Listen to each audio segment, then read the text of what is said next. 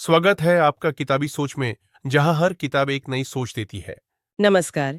आज हमारे साथ है डेल कार्नेगी की वो क्लासिक किताब how to win friends and influence people. मतलब मित्रों को जीतने और लोगों को प्रभावित करने की कला। ये तो खैर बरसों पुरानी है, पर कमाल ये है कि आज भी काम की लगती है ना? हाँ बिल्कुल। इसकी बातें आज भी उतनी ही सच्ची लगती हैं।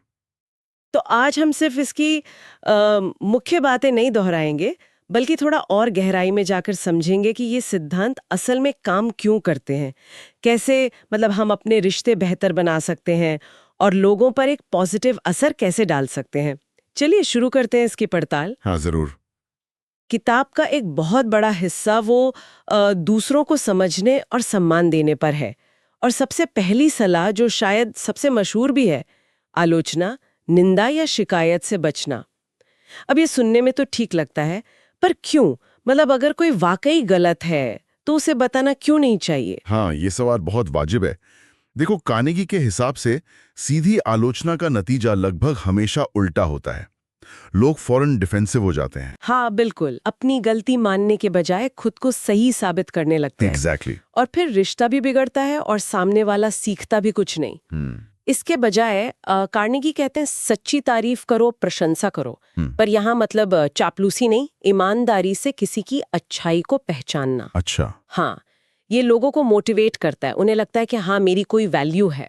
मुश्किल काम यही है, सच्ची तारीफ और सिर्फ मीठी बातों का फर्क समझना और करना। हाँ, ये सच्ची तारीफ वाली बात पकड़ में आई और इसी से जुड़ा है शायद दूसरों में सच्ची दिलचस्पी लेना।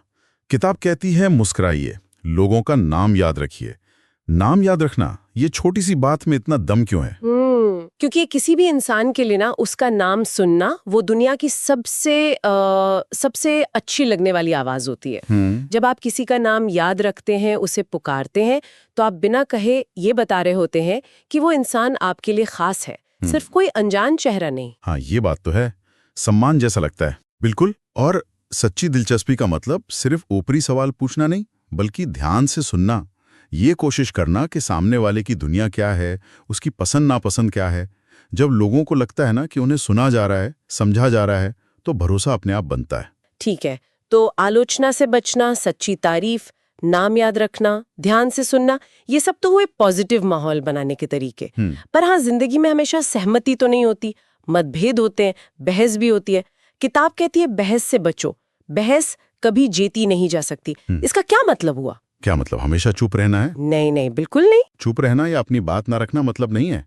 कार्नेगी का पॉइंट यह है कि बहस में आप शायद लॉजिक से जीत भी जाओ, तर्क आपके सही हो, लेकिन आप सामने वाले की गुडविल खो देते हो, उसका मन हार जाते हो। अच्छा। और ज्यादातर सिचुएशन में रिश्ता बचाना या सामने वाले को साथ लेकर चलना, वो बहस जीतने से कहीं ज्यादा जरूरी होता है। हाँ। तो किताब ये सुझाव देती है कि असहमति रखो, पर सम्मान से। सीधे भिड़ने से बचो, और सबसे अहम, दूसरों की गलती बताने से पहले अपनी गलती मानने में झिझको मत। हाँ, ये मुश्किल होता है वैसे। होता है, लेकिन जब आप पहले अपनी गलती मान लेते हो ना, तो सामने वाला भी थोड़ा नरम पड़ता है, वो सुनने को तैयार होता है।